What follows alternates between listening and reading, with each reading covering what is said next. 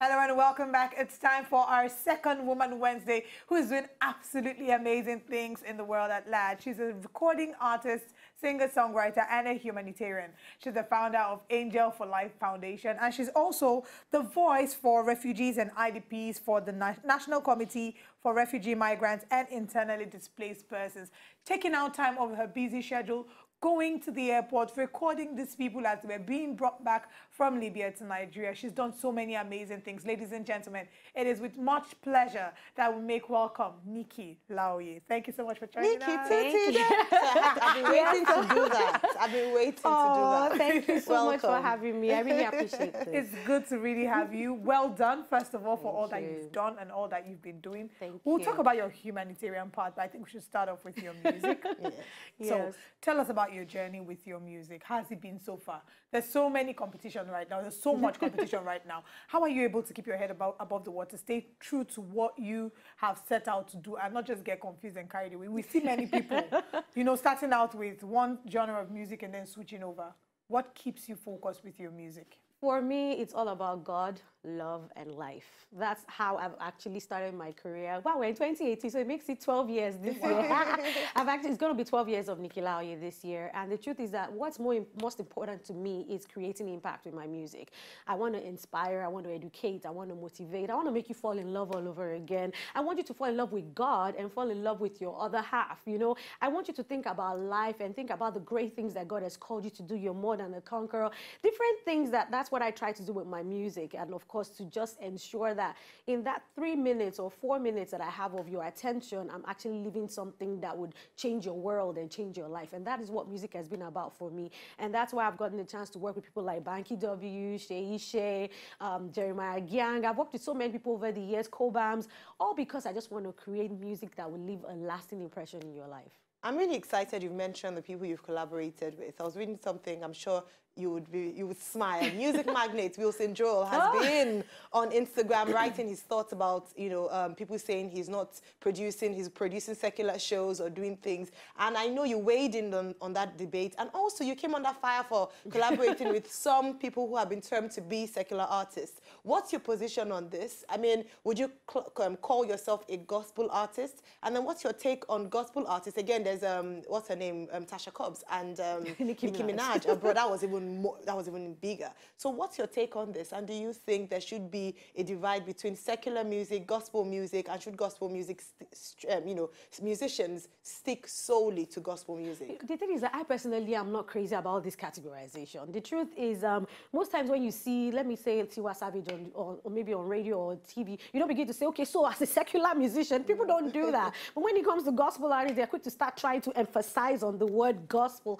At the end of the day, gospel is actually a genre. It's part of what we do, because I personally am a born-again Christian. I definitely would love to talk about my faith, but I'm also a human being living in the world who is going through different phases of life, love, relationships, and there's so much to talk about and inspire people about. And that's why I block my ears to all those things. You know, when Music Magnet put it out, Wilson Joel put it out, because he was underproduced the one I did with Shei. So definitely he has been doing a lot of work at the end of the day. And the truth is that God has given us so much. We need to impact our world. And it's not just temple music. Temple music is praise and worship.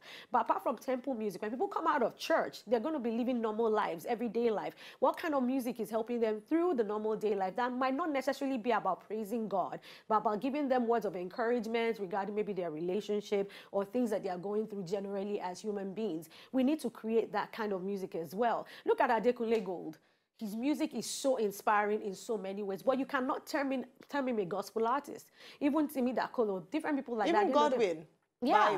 By, what made him really famous? Koidebello. Yeah. You know, at the end of the day, we just need to keep making music that inspires. For me, definitely, I will create music that, you know, temple music to praise and worship God. But the most important thing is, why are you doing that music? What's that song about? There must be a reason behind the song, and that's what I try to tell songwriters and artists. All right. Now, for you, how would you say your music has been influence the creative process of writing your music? Some people, I like to write when I'm upset or when I'm tense. I feel like writing is therapeutic, so it helps me let off some steam. And rather than go and post about my life on social media, I can just write it on my laptop and save it. What would you say influences your writing? Fair enough, it's different things. Sometimes, like you said, it could be life situations, you're going through something, and sometimes God has actually spoken through people. Like my friend is actually here, he's out there with me. That's my, he's my music director, that is, he works with my band, Nelson. He was the one, I call him my David. You know how the Bible said that, you know, when Saul was going, when there was an evil spirit around Saul, there was a David playing music that helped to drive away the evil spirit. I would like to say I had one of those evil spirit moments, you know, when I lost my dad. And God sent Nelson to be my David because he's my guitarist, and that's how Only You came. He was the one always singing that song, and it was like, God said I should give you the song. And that's how the song came. So sometimes it's not by me sitting down to write. He would actually inspire other people on my behalf to send the song. But at the same time, I have so many other songs that come like that. I have a new single called Who's Your Daddy? And how that song came is that over time, I've realized more and more than ever that God really is my father. Not even because I don't have a physical father anymore, but because he's a true father, that he's the one you can run to. People will always mess up. People will do whatever they like around you, but your father will never leave you. He would always be with you, and he will keep providing for you. Brilliant. Now, again, going to the question about artists and writing their songs, I love the fact that you said people write songs and give it to you. Now, there have been some conflicts about people saying, oh, I wrote the song. So it's not really that I wrote the song, because everyone thinks that every musician should be able to write. Is that true? And please, can you debunk that myth? No, you don't have to write your own songs. A lot of American artists don't write their songs. E.g., Celine Dion hardly writes any song. I actually watched one of her documentaries over time. They actually bring the songs to her in the studio. What she does is that she now then, you know, touches up the songs and all. She had her own ideas. You don't need to be the only one writing your songs. You can actually have songwriters come on board, but of course you have an arrangement or an agreement with them. Like Oyewoma, the song I did with Banky W, my verse, I got stuck somewhere when I was trying to write the song. I had to call my friend Henry Soul. I said, Henry Soul, come and help me. You're an Igbo guy. You will help me to rearrange this thing. And that's how the song came out beautifully. Then Banky wrote his own verses. Even at the end of the day, when we were in the studio together, we didn't know what to do for the bridge. I was like, Banky, I don't know what to do here. And Banky was like, okay, he just started creating and helped me to write the bridge. You know, you need sometimes people to come up with you to help create your material. So, but the most important thing, give accolades to who, you know, if you need to pay someone, pay, whatever it is that you need to do the right thing. All right, this is actually brilliant. Thank you for saying that, so Nigerians can stop disturbing Tenny Entertainer for saying that she wrote Davido songs. Allow people, you know, explore as music writers. Some people, that is their calling and their path. Yeah. To enjoy more of these our Ogbonge videos when you just watch, press this button to subscribe on top of our YouTube page. You go love her.